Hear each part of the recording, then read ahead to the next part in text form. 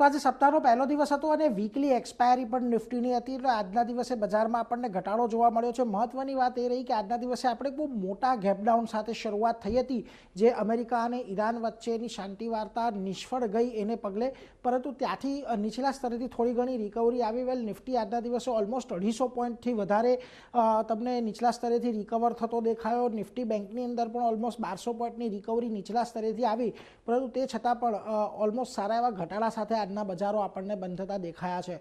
બીજી તરફ આવો તમે મિડ કેપ અને સ્મોલ કેપ પર, ત્યાં પણ તમને ઘટાડો છે. અહીંયા શરૂઆત ખાસી એવા 2-2.5% ઘટાડા સાથે થઈ હતી, પરંતુ ત્યાં પણ દિવસ દરમિયાન આપણને થોડીક રિકવરી આવી. દિવસના અંતે બંને લગભગ અડધા ટકાના ઘટાડા સાથે આપણને બંધ થતા દેખાયા છે.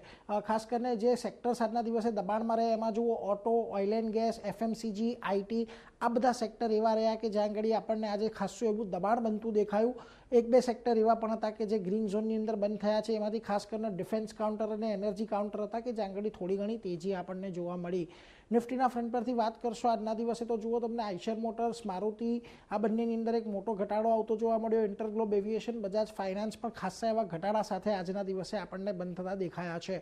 જ્યાં આગળ તેજી રહી તેમાં જુઓ, HDFC life, Adani enterprise, ICICI bank અને એનટીપીસીનો સમાવેશ થાય છે કે જ્યાં આગળ આજે સારી ખરીદદારી જોવા મળી. મિડકેપના ફ્રન્ટ પરથી તમને આજે hero મોટોકોર્પ, APL Apollo, Swiggy, PB fintech, આ બધી જગ્યા પર ખાસી એવી વેચવાલી રહેતી જોવા મળી. પરંતુ જ્યાં થોડી ઘણી તેજી હતી એમાં જુઓ, Tata investment, JSW energy, MCX અને વોલ્ટાસનો સમાવેશ થાય છે કે જ્યાં આગળ ખરીદદારી આવી છે. હવે જો આજના દિવસે આપણે ખાસ કરીને ફરી પાછા એક વખત 24,000થી થોડુંક રિજેક્શન આવતું જોવા મળ્યું છે. જોકે 23,500 પાસેના એક મહત્વના સપોર્ટ હતા કે જ્યાંથી આપણને રિબાઉન્ડ આવતું દેખાયું. એટલે આવનારા સમયમાં આપણને થોડોક અહીંયાથી 23,500થી લઈને 24,200ની વચ્ચે બજાર થોડુંક રેન્જ બાઉન્ડ કારોબાર કરતું દેખાય એવી અત્યારે તો શક્યતા નિષ્ણાંતો દ્વારા સેવવામાં આવી રહી છે.